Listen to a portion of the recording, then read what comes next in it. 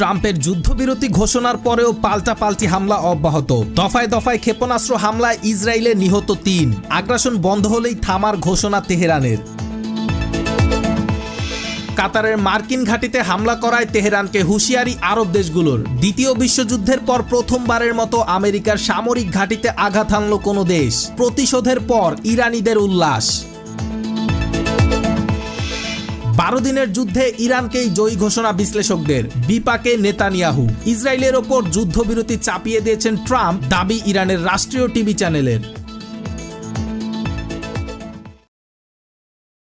কাতার ও ইরাকে ইরানের প্রতিশোধমূলক হামলার পর যখন ওয়াশিংটন ও তেহরানের মধ্যে দীর্ঘ যুদ্ধের শঙ্কায় গোটা বিশ্ব, তখন মধ্যরাতে বিস্ময় নিয়ে হাজির মার্কিন প্রেসিডেন্ট ডোনাল্ড ট্রাম্প। যুদ্ধ নয়, ঘোষণা দেন পূর্ণাঙ্গ যুদ্ধবিরতির। দাবি করেন বুধবার মধ্যরাত থেকে একে অপরের উপর হামলা বন্ধ করবে ইরান, ইসরায়েল। ইরানের পররাষ্ট্রমন্ত্রী অবশ্য সংঘাত কমিয়ে আনার ইঙ্গিত দিয়েছেন। তবে ট্রাম্পের যুদ্ধবিরতির ঘোষণা নিয়ে এখনও প্রতিক্রিয়া জানায়নি নেতানিয়াহু সরকার। ধারণা ছিল কাতারে মার্কিন অহমে ইরানের প্রতিশোধমূলক হামলার ছাড় দেবে না ওয়াশিংটন। শক্ত জবাবের পূর্বাভাসই দিচ্ছিলেন বিশ্লেষকরা। ইরান যুক্তরাষ্ট্রের মধ্যে দীর্ঘ সংঘাতের জন্য যখন প্রায় প্রস্তুত বিশ্ব, তখন মধ্যরাতে বিস্ময় নিয়ে হাজির মার্কিন প্রেসিডেন্ট ডোনাল্ড ট্রাম্প। যুদ্ধ নয়, ঘোষণা দেন যুদ্ধবিরতির।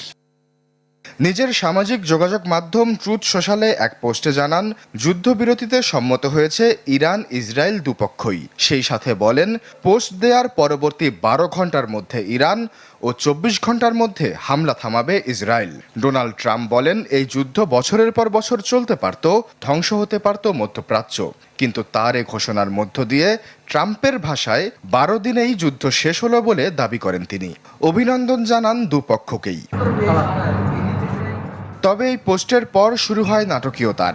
বেঁধে দেয়া 12 ঘন্টার মধ্যে শুরুর কয়েক ঘন্টা নিশ্চুপ ছিল ইরান ইসরায়েল। ট্রাম্পের এই ঘোষণার কার্যকারিতা নিয়ে যখন জন্ম নেয় সংশয়ের, তখন সামাজিক যোগাযোগ মাধ্যম এক্সে ইরানের পররাষ্ট্রমন্ত্রীর পোস্ট আরও ঘোলা করে পরিস্থিতি। আব্বাস আরাকচি বলেন, তখনও কোনো চুক্তিতেই আনুষ্ঠানিক সম্মতি দেয়নি কোনো পক্ষই। তবে শান্তির জন্য ইরানের আগ্রহের কথাও সেই পোস্টেই জানান তিনি। বলেন, ইসরায়েল হামলা থামালে থেমে যাবে তেহরান। শর্ত দেন, যুদ্ধবিরতি চাইলে ইসরায়েলকে মঙ্গলবার ভোর 4টার আগে বন্ধ করতে হবে হামলা। ভোর 4টায় আরও একটি পোস্ট। এখানে বলেন, বেঁধে দেওয়ার সময় শেষ হয়েছে। শেষ সময় পর্যন্ত শক্ত অবস্থানে থাকায় সশস্ত্র বাহিনীকে ধন্যবাদও দেন তিনি, যাকে যুদ্ধবিরতির